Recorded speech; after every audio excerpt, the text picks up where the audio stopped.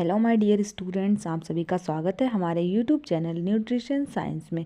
आज हम लोग बात करेंगे बीएससी होम साइंस के 4th सेमेस्टर के पेपर 1 कम्युनिकेशन एंड एक्सटेंशन के यूनिट 1 के बारे में। इसमें क्या होता है, कम्युनिकेशन क्या है, कम्युनिकेशन के टाइप्स कितने होते हैं, इन सभी के बारे में आज हम बात करेंगे, चर्चा करेंगे। आइए सबसे पहले बात करते हैं हिस्टोरिकल बैकग्राउंड ऑफ कम्युनिकेशन। हमारे संचार का ऐतिहासिक पृष्ठभूमि क्या रही है, हमारे संचार का जो बैकग्राउंड था वो क्या रहा है, संचार कब प्रारंभ हुआ था, इन सभी के बारे में बात करते हैं। इतिहास प्राचीन काल से आरंभ होता है। संचार के अंतर्गत तुच्छ विचार विनिमय से लेकर शास्त्र एवं जनसंचार, मास कम्युनिकेशन सभी चीज़ें आती हैं। 20,000 वर्ष पूर्व मानव वाणी के साथ साथ मानव संचार में एक क्रांति आई थी। लगभग 20,000 वर्ष पहले, 20,000 साल पहले मानव वाणी के साथ साथ जब ह्यूमन को पता चला कि एक आवाज़ भी कोई चीज़ होती है, जब उसने बोलना शुरू किया था, उसके साथ साथ उसका जो कम्युनिकेशन स्किल था उसमें भी काफ़ी डेवलपमेंट, उसमें भी काफ़ी क्रांति आई थी। लगभग 30,000 वर्ष पूर्व सिंबल्स का विकास हुआ था। जो सिंबल्स होते हैं, चिन्ह होते हैं, प्रतीक, उनका विकास एवं लगभग 70,000 वर्ष पूर्व लिपि और लेखन का विकास हुआ।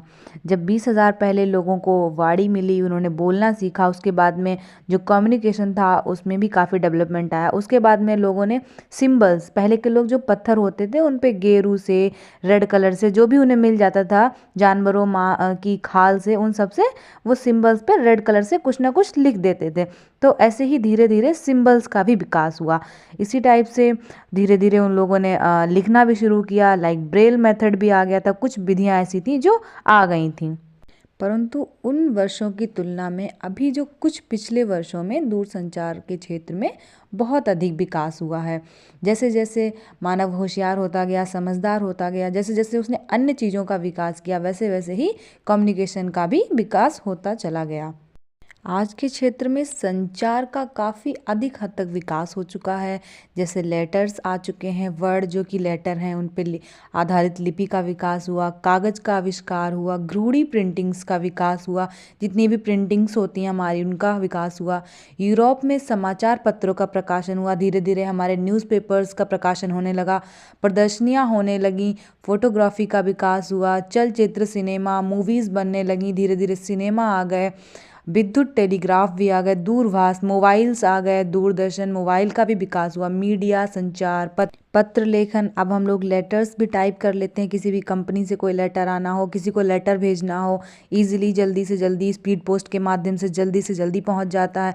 इंटरनेट मीडिया आ गई, फेसबुक, व्हाट्सएप, ट्विटर, इंस्टाग्राम, ये सभी चीज़ें जिससे हम लोग किसी भी, कितनी भी दूर कोई व्यक्ति हो उससे चैट कर सकते हैं। काफ़ी सारी सुविधाएं आज के समय में हमें कम्युनिकेशन में उपलब्ध हो गई। अब बात करेंगे हम कॉन्सेप्ट ऑफ कम्युनिकेशन की। संचार की क्या अवधारणा होती है, संचार होता क्या है। संचार का अर्थ है अपने भाव, विचार, संदेश, ज्ञान, सूचना को दूसरों तक पहुंचाना। जैसे हमें कुछ भी कहना है, बिना कहे हम अपनी बात को दूसरों तक कैसे पहुंचाएंगे। बिना संदेश के माध्यम से अगर हम किसी को लेटर नहीं भेजेंगे, अपने मुंह से कुछ ओरली कोई बात नहीं बोलेंगे, तो दूसरा आदमी कैसे समझ पाएगा कि हम क्या कहना चाह रहे हैं। इसीलिए संदेशों को पहुंचाना, अनुभवों का परस्पर आदान प्रदान करने की प्रक्रिया को संचार कहते हैं। इसमें संदेश पाने वाले की प्रतिक्रिया आवश्यक है। जैसे हमने किसी को कोई संदेश भेजा तो वो एक्टिव रहे और वो उसका रिप्लाई आना भी अति आवश्यक है। संचार प्रक्रिया केवल शब्दों के आदान प्रदान से संभव नहीं है। भारत में संचार क्रांति के जनक के रूप में राजीव गांधी को जाना जाता है। हमारे भारत में जब से क्रांति आई है, जब से राजीव गांधी की गवर्नमेंट रही, उस टाइम से कम्युनिकेशन में काफ़ी ज़्यादा बदलाव आया, काफ़ी ज़्यादा क्रांति आ गई। इस वजह से राजीव गांधी को संचार क्रांति का जनक माना जाता है। अब बात करेंगे संचार की प्रकृति की, नेचर ऑफ कम्युनिकेशन। संचार की प्रकृति क्या होता है, संचार में कौन सी मुख्य चीज़ें होती हैं। संचार की प्रकृति दो लोगों के बीच सूचनाओं का आदान प्रदान है।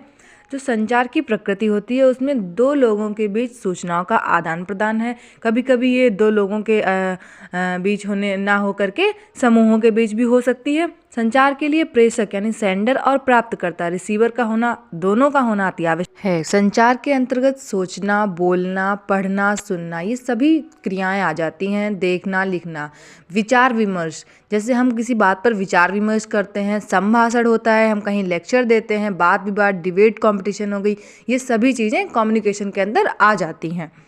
जो कम्युनिकेशन होता है वो एक तरीके से हमारा मैसेज भेजने और मैसेज प्राप्त करने का एक ज़रिया होता है। इसके बिना हम लोग ना किसी को कुछ बता सकते हैं और ना किसी से कुछ सुन सकते हैं।